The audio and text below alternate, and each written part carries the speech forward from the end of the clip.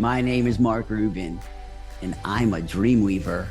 I hope these widgets help you weave your dreams into reality. This is a story about architectures, and this kind of architecture is related to empire building architectures. And an empire building architecture has three basic components. It creates value for the world, which is a way to exchange work with other people in different ways through the exchange of value and worth. So a way for people to trade. And in my world, that's business. So that's where that component is found. The next side is creating value for yourself, which is about learning and self-awareness. And the third side is creating value for a tribe, which is about community architectures. I've seen these three architectures all around the world, walking on old roads and measuring the distances between buildings with the number of steps I take, and looking at the kinds of buildings that are spaced in this way. And some of the buildings are for communications, which is about passing messages back and forth through the empire. And some of the buildings are for topping off inspiration, which are religious structures and buildings that are the same distances that a person could walk in one day. And this story is about a trip in Peru, hiking on the Inca Trail. And on this trip, I was hiking with a bunch of guys that are now my business partners.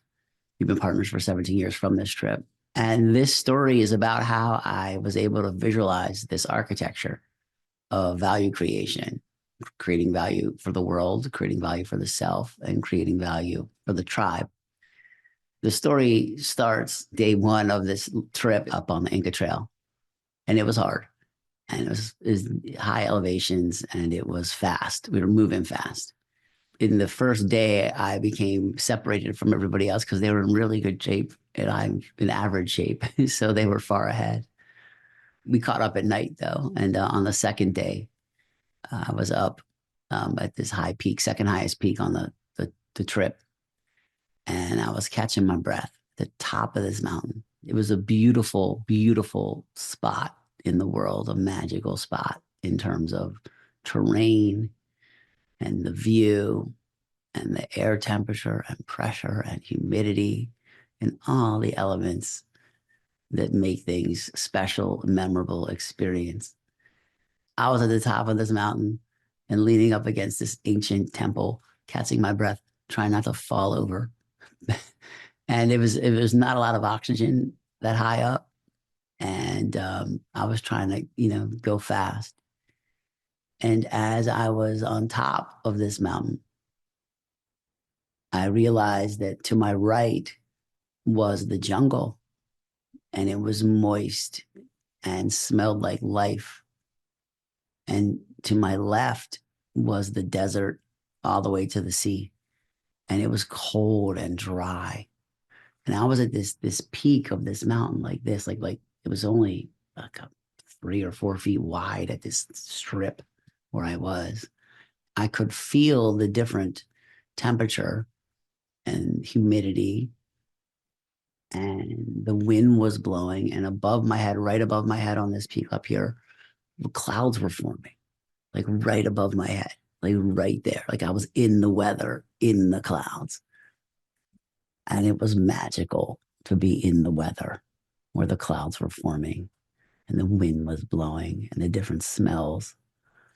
And I am able to visualize the temperatures across my body in scale models, gradients. I was am I able to? I always do. Is a more accurate way to say it. Always aware of this. That's where I like to wear a lot of layers so that my body's pretty much the same temperature, because it's distracting when my left big toe is 5 degrees colder than the rest of my body.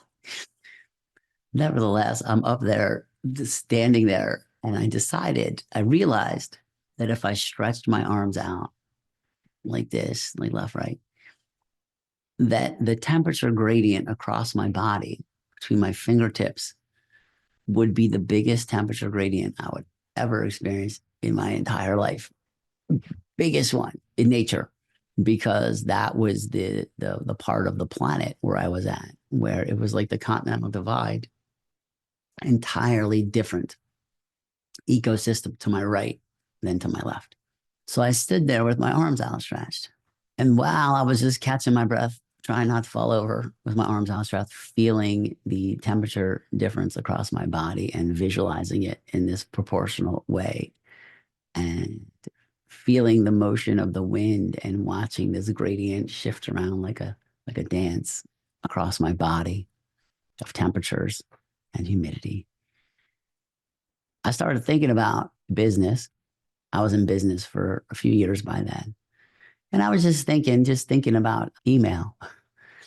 I was also thinking about the road system of the Inca Empire that we were walking on, that I was standing on, that was built by people in exchange for protection and also food storage and infrastructure things. So it was designed by someone who designed this road system as a way of connecting these remote villages together. I was thinking about the communication architecture of the Incas, which is called a quipu, which is a knotted rope, which was like their email. And they had these runners running around on these trails, these kids running around, moving these knotted ropes around, moving the operational information around the empire. And this was a store and forward architecture, just like the internet. Packets of the internet is that the message would go to a resting spot, and then either another runner would grab it and spread it out into nodes in different directions to move the messages around, or that same runner would keep running the next day. But the spacing is what was interesting to me, because as I've learned is that time is honey, and basically people who lay these things out know that and optimize the distances to minimize the amount of energy it costs to move information and maximize the velocity of the information flow. Makes sense. I'm thinking about that. I'm thinking about that in the context of email. At least back then, in organizations, especially organizations that were not well structured, there's a lot of CCs on emails back then. So you would get an email and there'd be like 20 people CC'd on it. And then everyone would like reply all to everybody. And then emails would bounce around forever, be completely ineffective as a mechanism to convey information. And it always annoyed me that was the best we could do as like human beings, is like an email list of like CC. And I was comparing that to the Inca architecture, and how with these quipu that would never happen because it took too long to recreate a quipu. So you had to think clearly about the message and think who was the recipient of the message and how long would it take to get there. Things like that. Like you had to be very, very mindful of these messages back then, because you were spending calories and people to move them around. It was expensive.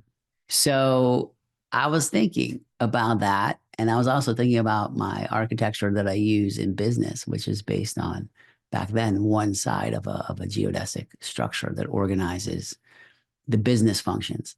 So that's creating value for the world. I already knew that one.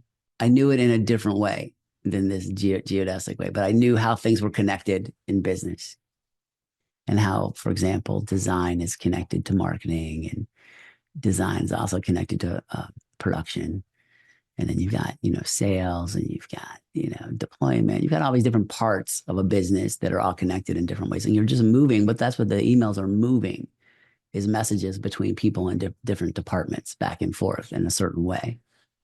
And I've known that way for a while. But when I was standing there and I was visualizing this temperature gradient across my body shifting, and I was imagining the road system of the Inca Empire that I was walking on, and I was imagining the messages being passed back and forth, I started thinking, like, what if I could design an email system so that you could email the system, send an email to a central place, and somehow, based on an architecture, that the email will be routed only to the minimum number of people in the organization that needed to know that message.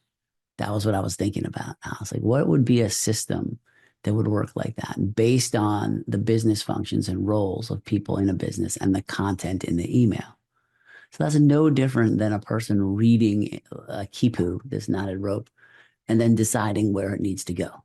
Okay, that's the same idea as that. Now I was sort of combining this. And then I was like, what would be the structure of that?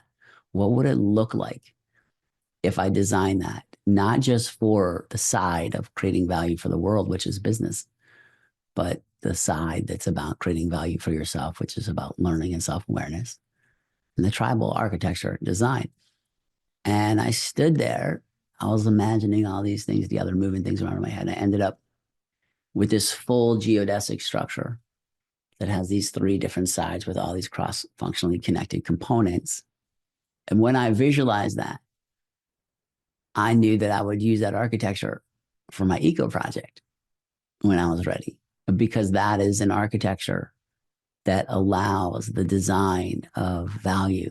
That is an architecture that enables value to flow between the business side, which is the side that creates the money, which is the energy of human work, to the side that enables people to learn, which improves efficiencies. And then the people that are learning together can form a community around these ideas. That is a way to use an architecture to create an empire.